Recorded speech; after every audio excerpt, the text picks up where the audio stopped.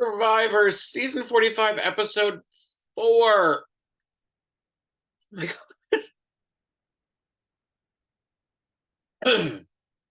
Somebody needs to talk to the casting department because things have gone severely off the rails this season, and this deciding your own fate and leaving the island thing is, it better not be a fucking trend because it's real boring. um we got a tribe switch up, which of course we would, because if they left um the tribes the way they were, if they, one tribe lost every challenge, and when you get to that numbers, you have as many people sitting out of the challenge as are actually playing in the challenge, and that's not going to be good for the game or the gameplay or people's airtime or any of that stuff. So of course it was planned to switch up tribes, but man, did that switch up not really um uh switch it up.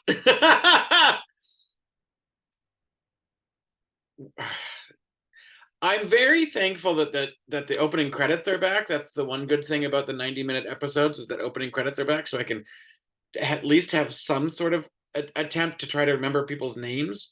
And they do put them. They put them. So far, they put them in their tribe order. Maybe that gets changed next week. I don't know. We'll see. But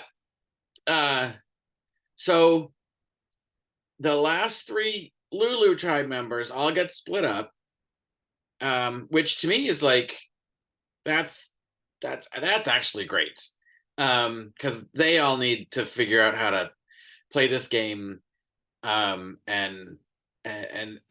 figure out how to survive without all the dependency on the losing and the being just monumentally screwed from the get-go. They had a player quit on day one who couldn't function after day one, like, and one who was a complete social disaster who miraculously stuck around because the other 2 were so pathetic. And then we had to lose a great player because they just couldn't win. That Whoever put that tribe together is like, should be ashamed, because like that's really a disadvantage to the 3 people who could have done well, or I guess 4, because Emily sort of turned herself around, like, out of necessity. But if they hadn't been losing, she would not have learned anything.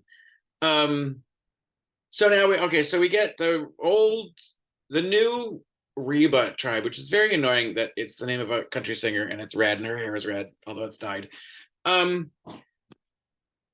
Is where Sean ends up from Lulu. All old Reba tribe, 4 Reba tribe members and him. So he's in a heap of trouble. And I don't know. Simu says, I just got all your positive energy right from you right immediately. And I'm sure that he does have a lot of positive energy. But all of that, like when they came back from tribal council, when he goes to meet the new tribe, like there's so much fucking people pleasing and like ingratiating and girl, like, oh, that's so not genuine. No. So yeah, sure, positive energy, but you know,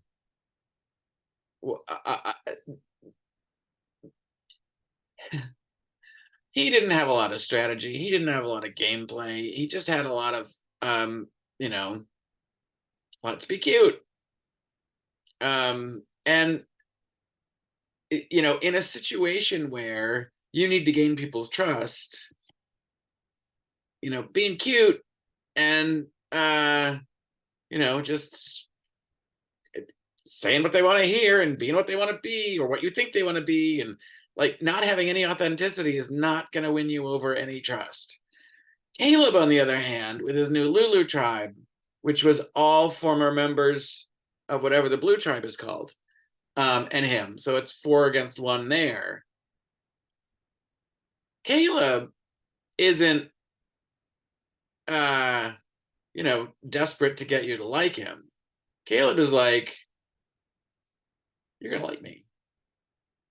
I'm going to get you to like me. And only if I need to. He's much more strategic, much more genuine in his, but uh, even when he's not being genuine, I think he is being genuine. Even when he's using people, there is a vulnerability, and there's an honesty and authenticity to what he's doing, even when it's just to use someone, like he did with Emily, which worked in his favor because he stayed around. He's a smart one. I really love Caleb, and when he's smiling, I just want to melt. And then there's Emily on a mixed tribe of 2 former Reba, 2 former whatever the blue tribe is, and her. And so she really is like this now. Now she's got power. Now there's a swing vote involved, right? And she's a dum-dum. Immediately, is his name Adam? The big, tall Ivy League guy, and Austin. Drew. It's Drew and Austin. Sort of take her to the water fountain, cooler, well, whatever the thing is. And it just sounded like a whole lot of where do you get water? Privileged places where it just comes out of a tap. Anyway, they go and they talk to her, and she's so dumb. She's like, now I finally have agency in the game and I can do whatever I want. In the meantime, she says to them, literally, yes, I want to play with you guys. I'll do whatever you want. You're not using your agency at all. You're just giving in to these 2 people and telling them you'll do whatever they want. I don't know that that's agency, other than just dumb luck that they liked you or that they approached you first. If the other 2 approached you first, you probably would have been just throwing yourself right in with them. You're not playing both sides. You're not working up a strategy. You're not doing anything other than just being like, I'm throwing myself in with these guys, which is fine if you like them and you want to work with them and you actually believe you can get there. But don't say you've got agency to do whatever you want when you're just like, I'll do whatever they want. It's that was weird. But we didn't have to really worry about any of it. Caleb finally got to feel what it's like to win an immunity challenge. It was very nice. They let him go get the immunity idol. He got to make fire. I do feel like when he said something like, I feel like my game is starting, I feel like, dude, you've been playing this game so hard out of necessity that you have a leg up on everybody else because you've figured out the relationship dynamic in a lot more dire way than everybody else has had to. And you're smooth and you're likable and you're good at stuff. So that's going to play well up until the merge, and then they're going to kick you right the fuck out because you're too likable, you're too good at the game, and you're too good at the challenges. So you got to tone your shit down. But he won't, because he's Caleb. And I love him. But that's where he's going to get himself in trouble. And then, so the blue team barely pulls it out, and the red team's Reba, a lot, they really use they talk about themselves in the third person a lot. Simu talks about Simu, like he's a different character altogether. And then Sean was talking about Sean, like Sean is a different character altogether. And Sean's going into this tribal council as if whether or not Sean's going to last in this game. Every tribal council is about whether or not you last in the game. Like, if you're whether or not you're going to be there tomorrow. That was a weird, dumb statement. And I don't know. and they left it in the edit. It was just it's that's what tribal council is. Whether or not you're going to be there tomorrow. So Jay wants to get rid of Simu, which I think is a dumb move. You still got challenges you need to win. Julie was right. She was like, the best way to not get voted out is to not go to tribal council, and the best way to not go to tribal council is to win. When you get to the merge, Simu will be taken care of. That's like, it will happen. So that was an aggressive move too soon. And I don't know what all that posturing was and all of the stuff back and forth. And then they go to tribal council, and Sean seemed to be playing as if he wanted to stay up until the middle of that tribal council, and was listening to the writing on the wall. And it was like, it's gonna be me, which I don't know if it really was gonna be him, or they really would have voted Simu if he hadn't come up with this theatrics at the tribal council. But he launches into this whole thing about, my place is with my husband, and I get it. It's a beautiful little speech, but again, you're fucking quitting, and that's fucking lame. And I think that you're not quitting because, yes, sure, maybe the reflection you have, like, you realize how much you value your relationship at home, and how much you want to be there, but you don't just flip a switch and be like, I don't care about this game anymore, unless it's a protection device, because you're going to get kicked out of the game. So you somehow make it about you choosing that.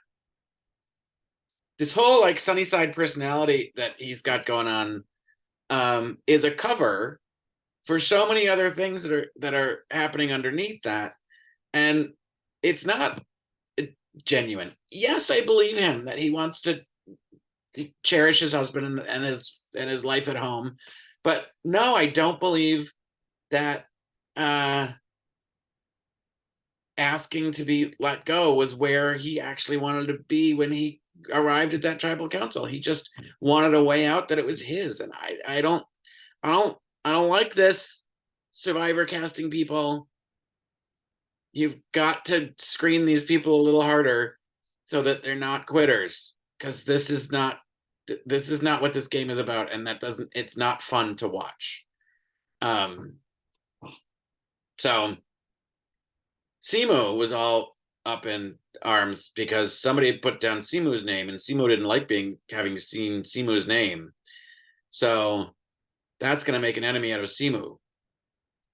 I don't like him talking in the third person like that, like all the time. It's another sign of, like, I mean, my friends and I do it all the time, but not. But it's not continual. It's not habitual. It's although from one of them it is probably about ego, but it's just weird that he just sort of sees himself as a character, which is weird. And I don't think that Caleb actually believed whatever that smart girl's name is on the new Lulu tribe who doesn't like Bruce. I can't remember her name. When she told him that it's Bruce, I don't think he believed her at all, but he was like, aha, here's my way in, and I can use that in relationships with the rest of them. So far I find him the most engaging, intriguing, and strategic player that's left in the game. And unfortunately, I don't think that bodes well for him winning, because you can't get to the end of the game if you're that likable and that good at it. So You got to find a different way to outwit, outplay, and outlast without being out front about it. Anyway, it's another 90 minutes of that program.